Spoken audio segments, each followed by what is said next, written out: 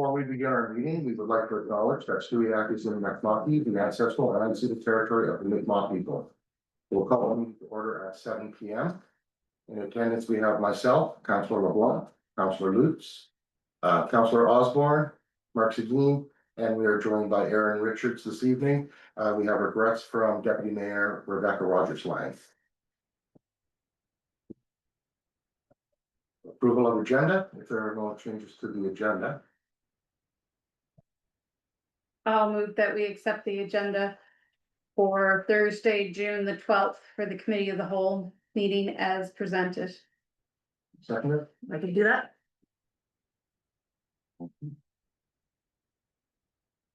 All right, all in favor, or discussion? All in favor? Carry. Disclosure of interest on the agenda items. Are there any disclosure, are there any disclosures of interest on the agenda? There are none. We'll move on to the approval of the minutes regarding May the 8th, 2024. Yeah. No, perfect. Okay. We have announcements for please. Come on in. Announcements and proclamations, we have none. Presentations, we have Leanne Rodenza this evening. It's Womble now, actually. Okay, sorry. If you like to stand, state your name. Second, I just need to get the presentation on. Stand and state your name. Oh, Teacher. wasn't sure we were ready that quick. All right. Almost, Lynanne Womble. Sorry, can you bear with me 1 minute, Lynanne? I just need to get this Sorry. presentation shared so the community can see it.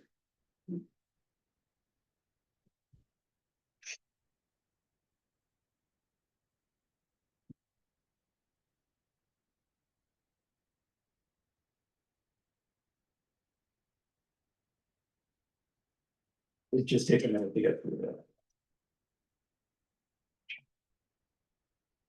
All right, good evening, everyone. I am Lynanne Womble, one of the representatives for the Stewiacke Chicken Keepers. Today we are looking at first the violation of the land use bylaw. We are looking to request reconsideration. This is presented by myself, resident of 187 St. Andrew Street. The violation of the land use bylaw. Our objective today, we are requesting an extension of the 15-day removal order for our chickens, pending review of the current land use bylaw. The heart of the matter, we care for a small flock of chickens on our property. A complaint was filed under the current land use bylaw, section 8.3.5, under category B, chickens, that they must have a minimum 1 acre to have up to 5 chickens.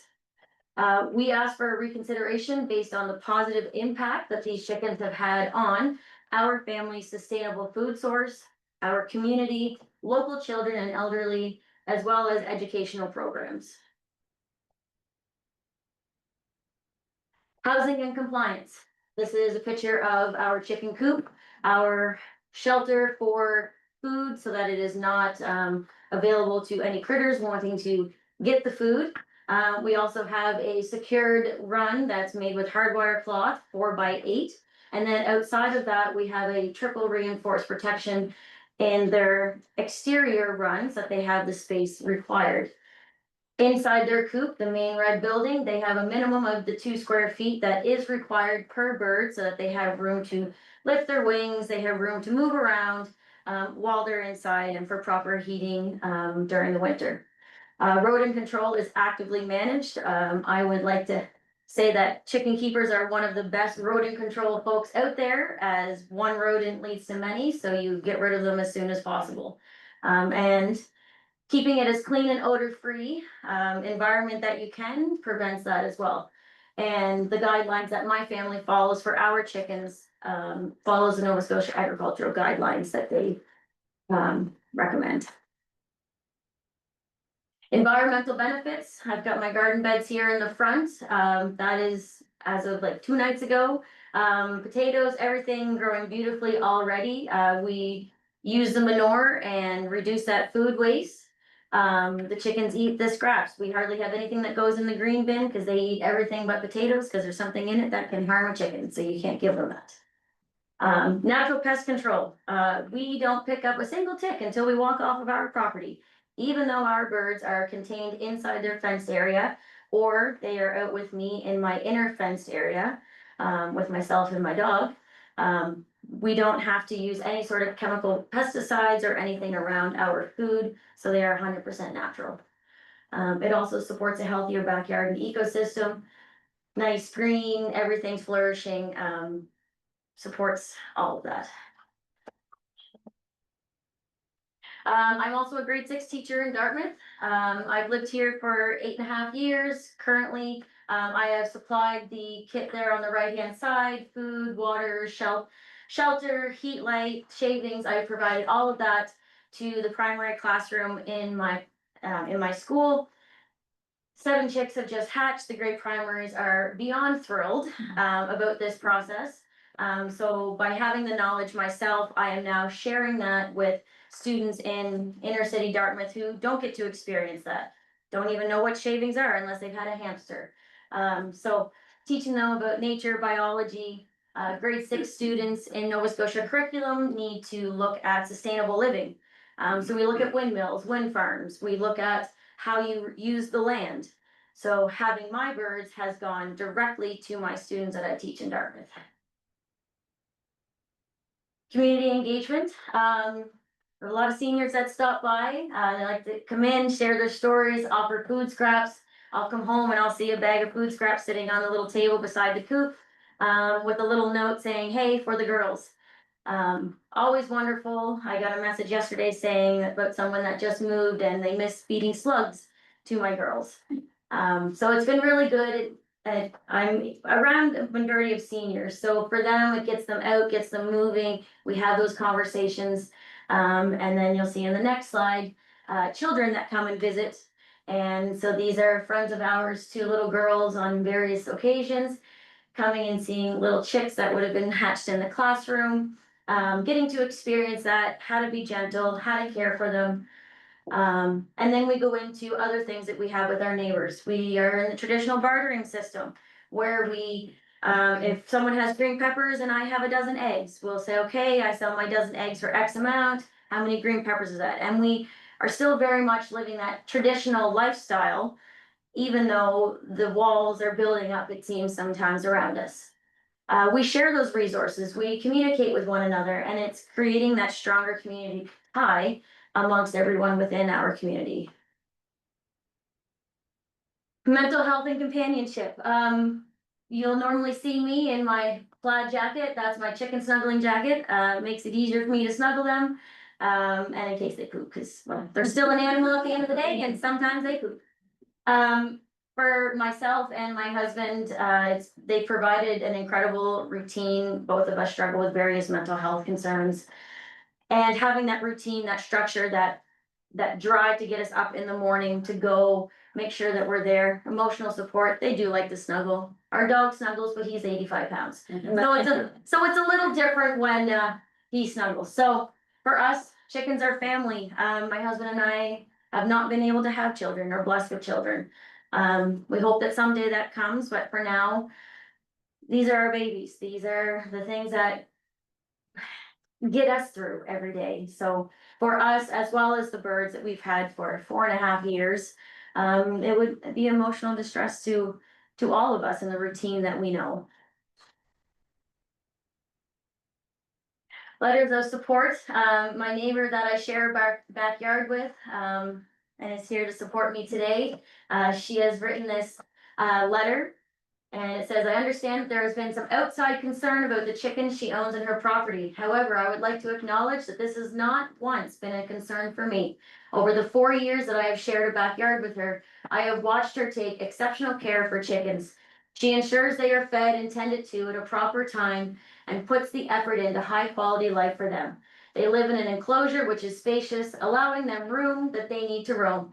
Naturally, chickens make sounds as they go about their day, but it does not disrupt mine. I do not lose sleep or have to turn up the volume on devices because of them. Ultimately, I do not see any reason why the chicken should be removed or numbers reduced.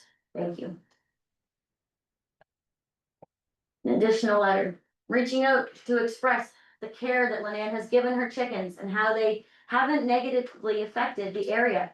Chickens are one of the easiest animals to care for, especially when you have so much space, which from the care I've seen her give her chickens is top notch. The way she cares for the land is the same way she cares for her chickens. She's always keeping her lawn clean of anything. She always catches me mowing. She is always keeping her, she takes care of it by mowing and whippersnipping. I've never seen her place in disarray. Lynanne has kept her fenced-in area so clean and tidy, you wouldn't even know that she had chickens at first place. Her hens are not only fenced in by the land, but they're fenced in, and they're also kept in an appropriate chicken coop. Please rethink our bylaws for chickens, not only for Lynanne, but for the rest of the residents. There are many people who live here who rely on chickens for food and livelihood, and they're affected by the current bylaws. Closing appeal. This is myself and Mo. These are chickens that are well cared for, they're beneficial to the community, and they're educational and enriching. We respectfully request an extension while the land use bylaw, section 8.3.5B, is under review and completed. And Thank you. thank you. Thank you.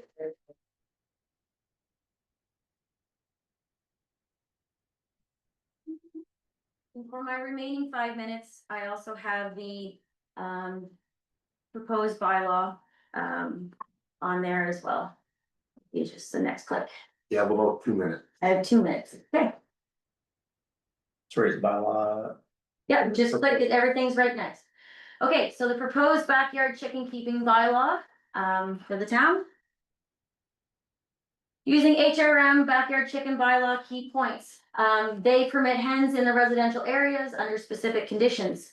10 hens if you have 1 acre or less. There is not if you have less than an acre, you can't have any. It's if you have under an acre, you can have up to 10. Every half an acre, you can increase by 5. Their enforcement is also complaint based and it includes zoning review and site inspections, which they found was extremely important. Please, regulations were adopted in 2021. They've been largely successful. The challenges that in their review they have noted is that they need more awareness on coop security, meaning the fenced in area, as well as feed practices. They did not feel after 2 years with these regulations that they needed stricter bylaws or enforcement needed. They felt that there was a strong community support and within the chicken community, they were supporting one another, that they didn't feel that they needed to go further. Their number 1 complaint was animals at large, chickens not being kept on their own property in a secure fenced in area. The proposed bylaw is that chickens must be contained within their property in a fenced in area. The second complaint was noise. And they stated that it was due to the sex of chicks as they began to age and started crowing. That's when a complaint was made. Because the age was not able to be known. Sorry, the gender was not able to be known until later on. When you look at the 311 calls that they received, 32 were at large, 19 were of illegal fowl and sound. But again, all of them were 51 of the 114 was animals just being let go where they shouldn't be. Very few on rodents, on oversized flocks, odor, and whatnot. Okay, we skipped this one. We're running out of time. So our objective is a modern, fair bylaw that supports local food, animal care, and community values. To support local food production, build community resilience, promote animal welfare, and respect neighbors and the public space.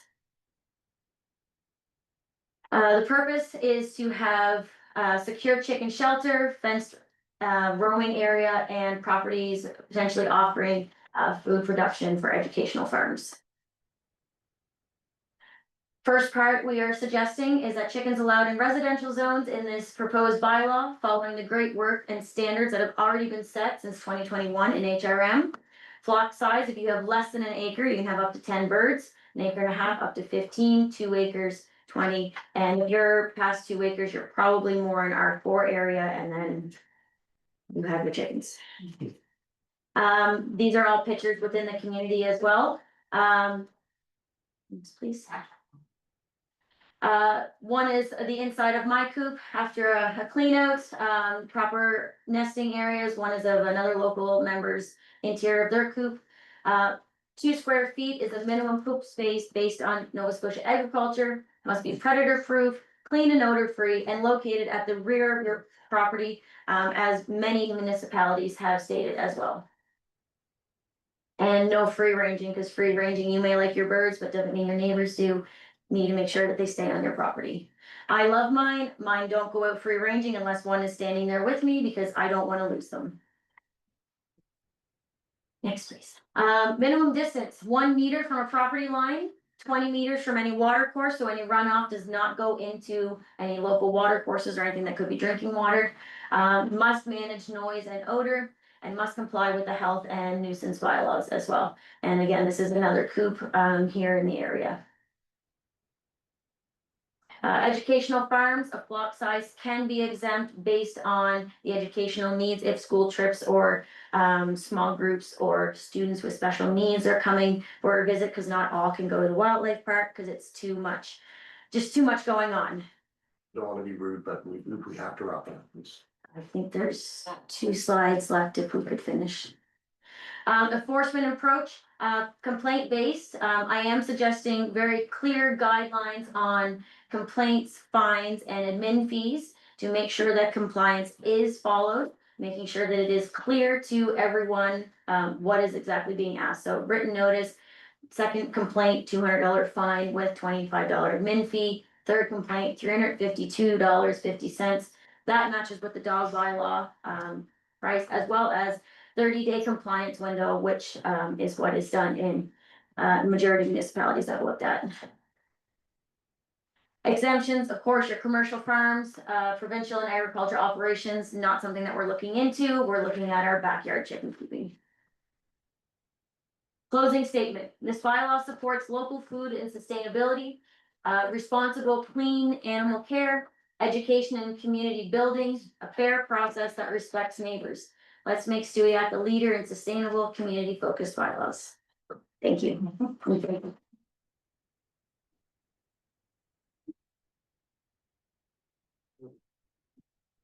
Question?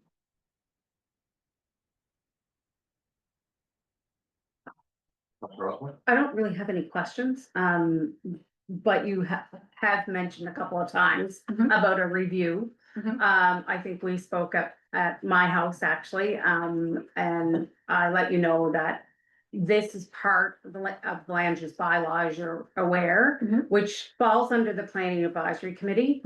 And that committee will be looking at a full review of the land use bylaw when we open up the municipal planning strategy. I'm hopeful that that will start in fall. Committees don't meet in the summer, so it's unfortunate we're in June right now. So I just wanted to let you know that. I really didn't have any questions, but just to have that on the record for you. Okay. Thank you. Any more questions? No. I would just like to confirm that the petition has been submitted from Lynn Womble, was received at town hall by our CAO clerk Friday, June the 6th, 2025, and that the petition has been circulated to the council for review. Thank you.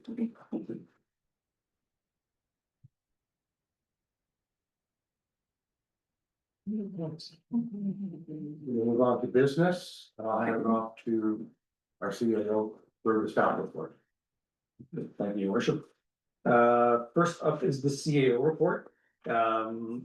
Just some general updates for Public Works. Want to confirm and just let the public know that actually this afternoon we finished the generator project at the sorry, I'm just gonna wait. I think Yeah. Just so there's no background, no problem.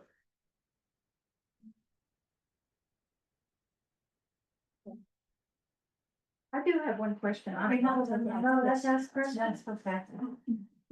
All right, then I.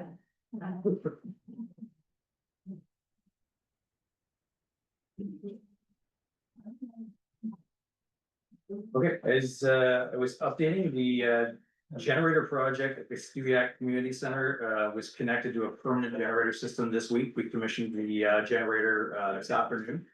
So what that means for the community is that we have a generator system finally that's 24/7 on the community center. It can be used as an emergency operations center. Should we have a hurricane or any other community emergencies, any interruptions in power in the area. The connection was made so that the fire hall is online as well, so that all emergency personnel have the operational capacity that they need in an emergency situation. The paving of Main Street, the paving was complete this week. Appreciate everyone's patience. Took a while to get the grinding machine available for our community. That's been completed. We will get the lines painted as soon as the equipment is available. Joined this evening by Erin Richards, who's our Director of Community Development. I'm going to ask her to run through the community development updates. Sure. So the Town Day Committee has selected Wild West for the theme for this year. Town Days will be the 1st to the 3rd of August. And then we'll have a schedule of events circulated soon for the community. We had a bike rodeo this week, 2 different days up at WRC with 100 kids attending. Splash into Summer event, which is our end of the school year bash, will be held on the 27th of June up at the community center. We have hired a total of 10 summer students sharing part-time positions throughout the summer months, which will cover sports and day camp. Soccer starts next Monday. We have 150 players registered. T-ball starts on Wednesday with 80 players registered. Our day camps are full with an average of 26 children per day. Our little kids camp, we have about 8, which is good. We have a maximum of about 12 for that age group. We nominated Karen Levy as our Stewiacke Provincial Volunteer of the Year. 2024-25 after school program, our first one was a success. Our summer staff training for the region will be held at Camp Tidnish on the 26th of June. And then the Stewiacke Business Committee will be holding its business mixer June 18th, 3:30 at the Coldstream and Clear Distillery. And the splash pad opened today functionally without any issues. Thank you, Erin. Next up, just some updates from our fire chief. He just wanted to pass along the following safety reminders offered by the Stewiacke Volunteer Fire Department. As the summer months approach and more outside doing activities, please remember to stay hydrated as the temperatures increase. We talked about the community center being online as a emergency center. If we have any heat issues and we need any cooling centers, we would be able to use that. Then if there's any brownouts or power outages. Ladder safety, they just want to remind us that safety first when it comes to working with ladders. If possible, always have a spotter. Be aware of ladder placement, make sure it's on a flat hard ground. So that will help reduce their costs. So thank you to the fire department for that. And quick update from the RCMP. They provided some stats to me for the community from January 1st to June the 10th. We had our town hall meeting with the RCMP. Unfortunately, was not very well attended, but there was some really great information passed along from the RCMP in regards to how they're policing our community. We were able to give them some feedback from council at that meeting. Between January 1st and June the 10th, there were 575 calls in our community. Stats are in front of council. If we have any questions, we can contact our CMP, but everything from animal calls, assaults with a weapon causing bodily harm, break-in enters in the business. We've had a couple of break-in enters, local businesses. The RCMP have been very good to respond, communicate with the businesses on some additional safety measures, and everything from traffic violations to moving violations, mental health.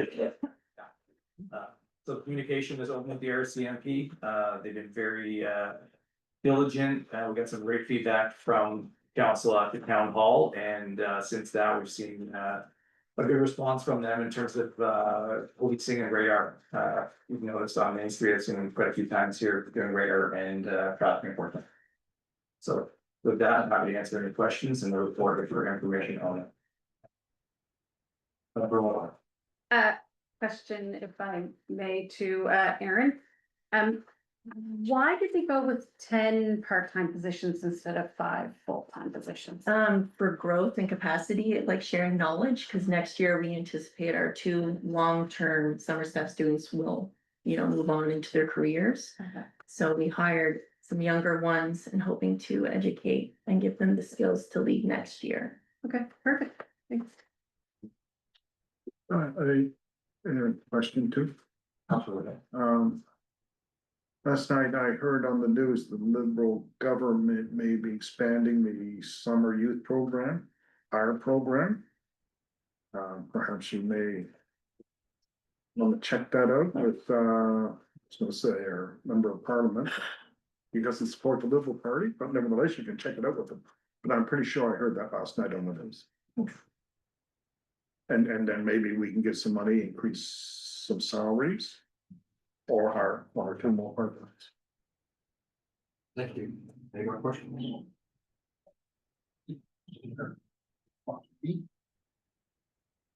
I am on to the circular materials report. So this report serves as an update to the report that went to council in December of 2024.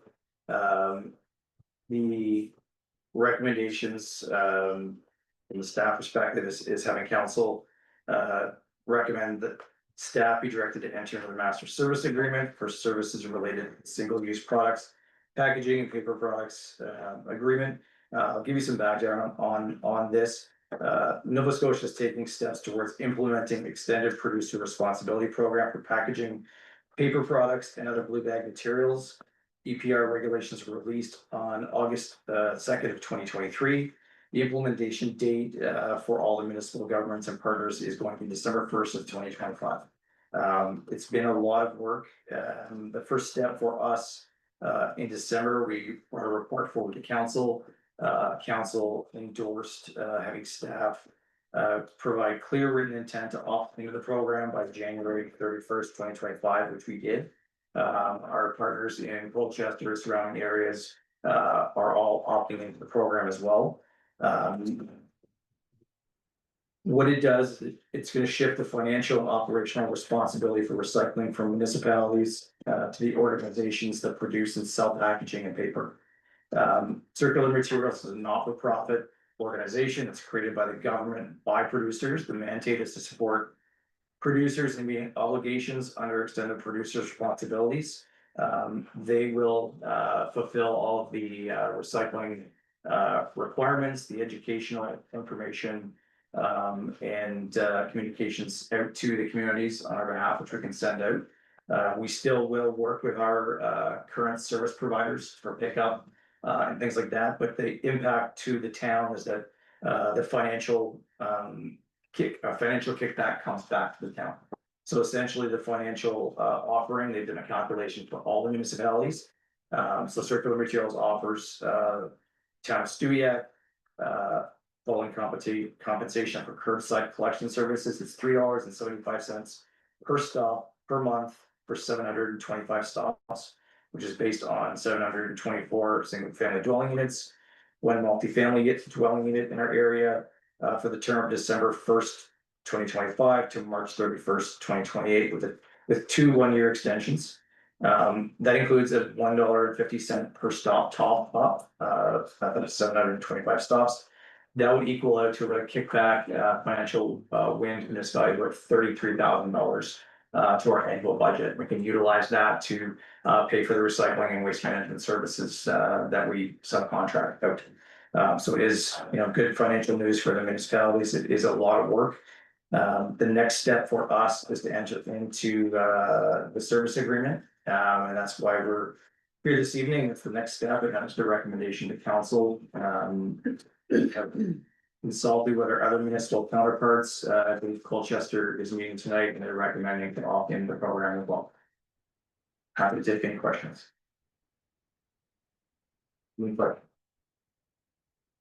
I'll make that motion that the circular materials recycling program update report be received, and that we recommend to council that staff be directed to enter into the master service agreement for services related to single-use products, packaging and paper products. Thank you. Do I have a seconder?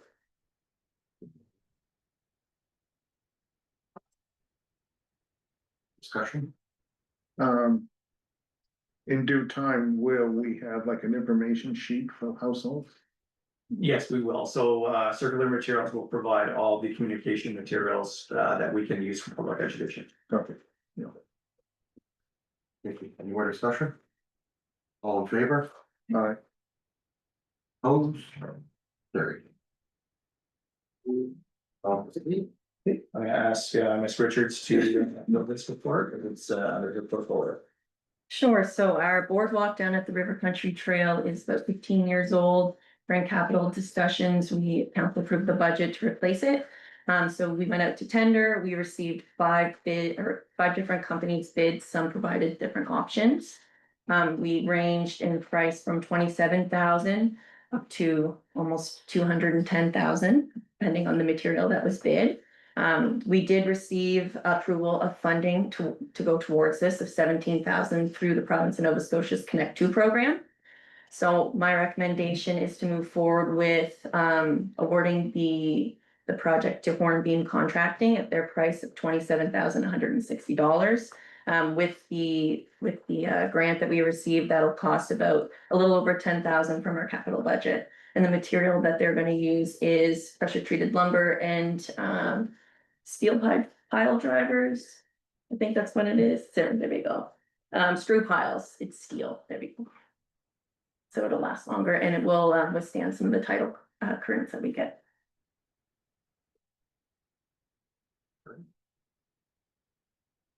We have a motion. I have a question. Oh, sorry, question. What problem?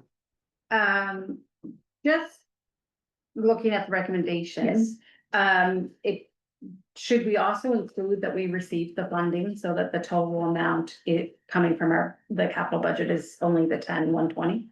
I mean, our funding that we receive goes right back into our banking, so it's offsetting itself in our budget anyways. Right. So I guess that's up to council. I'm just thinking, Can add to that. Yes. We have received the letter, it has not been publicly acknowledged or announced by the ministry yet. We're hoping, we asked the Natalie's office to do a public announcement. That's why we did not include it in the report. We were waiting for the announcement to come. And it did hit the radio this morning, actually. So that's why the report was written as such. So should we include it or not? We can modify the report Or- if it's recommended I to can go just- forward, that we can update the financial section. And you can revise the motion if you wish. Okay. I just think it would be clear. Any further discussion? Perhaps, Roll. I've raised this as an issue that sometimes we have money come in. And we put it under one account, but it operates in another account, just like what's happening here. So we get a $17,000 grant, but we're spending 26,000 towards it. And people don't understand, we got the grant, that's all. So a footnote in our accounts could be could be appropriate as well to explain that the full cost. Part of it's a grant, part of it's $10,000. So if I may address that, so we would make a public announcement, and as soon as the minister's office allows us to do, we will get that out to the public. I think it's on the record tonight, and I think we're okay to talk about it because it was on the radio today. And in terms of financial accounting, what we do, we talked about this during the budget process. We did get approved a certain number for the project. We've got a windfall from the grant. The rest of the money would be placed over into the reserve accounts. And that will be detailed in the budget notes and taken care of by the audit. Okay, thank you. Thank you. Any further discussion? None? With that, I'll make a motion that the boardwalk replacement report be received and that we recommend to council to award the boardwalk replacement project to Hornbeam Contracting Limited in the amount of $27,160 excluding HST. And noting that we have received funding in the amount of $17,040 to offset part of that cost. We recommend that council authorizes the CAO to execute the necessary contract. Do I have a seconder? You want to give a second? Discussion? All in favor? Carried. Moving on. The last report for this evening is paving award of tender. In the 2025-2026 capital budget, we approved, as a town, we approved funds to pave various areas in town. Staff followed the procurement guidelines and policies. We issued a tender, the tender closed approximately a week and a half ago. And the tender was for the paving of 4 areas. Area 1, which is the parking lot at Dennis Park, which is approximately 9,500 square feet, is directly behind the Guardian Drugs adjacent park. And it is currently just a gravel area. The parking lot was expanded as part of the Riverside project and work continuing in that area. Area number 2 was Joffrey Street. It's the area from highway number 2 to the Avalone Spa. That's approximately 5,300 square feet. Third area is the Main Street sidewalk, so there's an area directly in front of Town Hall and across the street here, where the asphalt sidewalks are crumbling. They're a bit of a public safety issue, and we're going to take care of that, get that completed. And that was for 2 areas, as I said, across the street and on the Town Hall side. And area number 4, which is a play pad at the community center. That's a finished surface area, approximately 2,500 square feet. I will note, just based on the last report, that the team did apply for funding for that. I have not heard an announcement on that particular project publicly yet. So for right now, the funds as approved in the 2025-26 budget stand, and we will update council if we get any public announcements on that. Following the opening of the bids, there were 2 staff in attendance of the opening. We received 3 bids. Basin contracting came in at 112,800. Well care paving came in at 110,000, and Cumberland came in at $160,1100.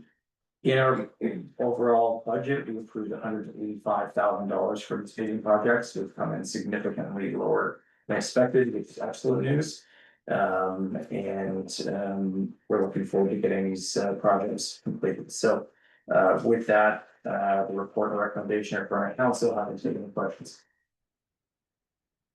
Any questions? Councilor Alton? So to be clear, it's that price is for all 4 areas. That is correct. Wow, Yes. okay.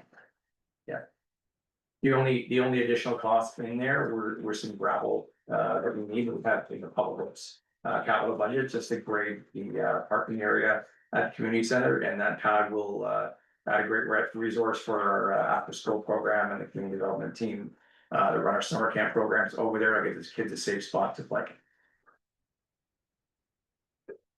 Any more questions? I'll make a motion that the report for paving street I'll make a recommendation that the report Main Street paving award of tender be received, and we recommend to council that the town award the Main Street paving tender to Will Care Paving in the amount of 110,000 plus HST, and we recommend to council that the CAO be authorized to execute the necessary contract. Perfect. Do we have a seconder? Second? Discussion? All in favor? Opposed? Carried. In bylaws and policies, we have nothing this evening. We'll move right into citizens' comments. Do we have anybody wishing to make a comment? There are none? No, there is one. Yeah, no. You just state your name, please. My name is Heather Killen from Main Street West Studio. My comment is concerning the June 9th public meeting.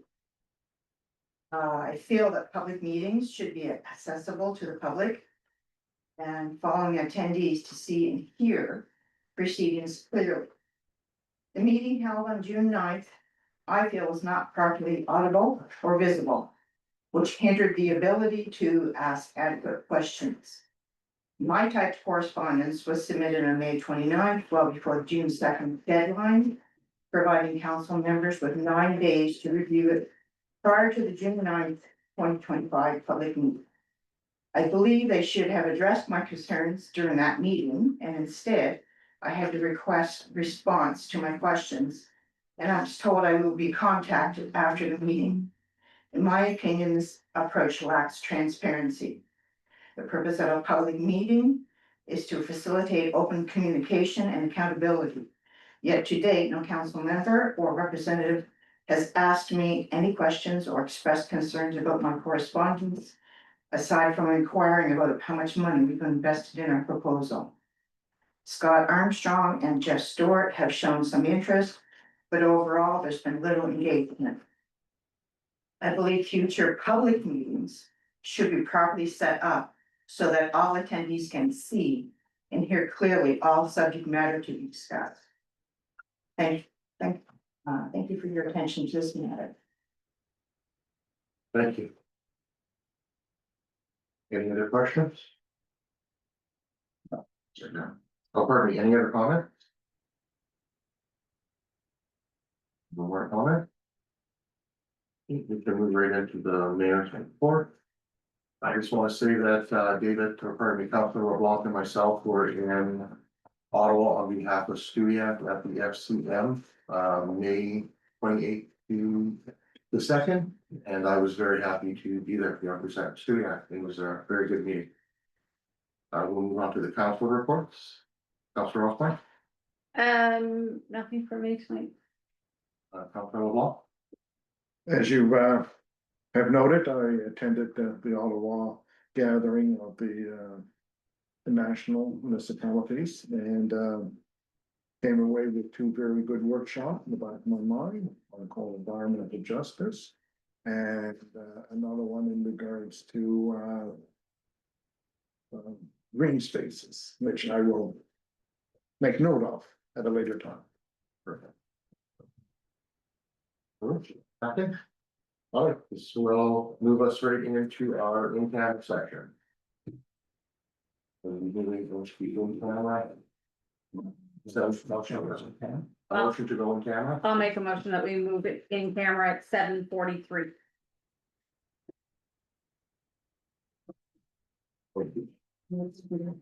I'll second it. Thanks, everyone. Need a vote. All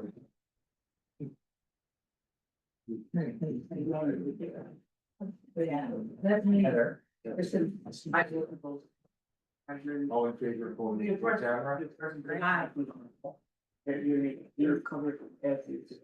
Okay, carried, and we'll move in camera, I'm going to identity online. Acting that,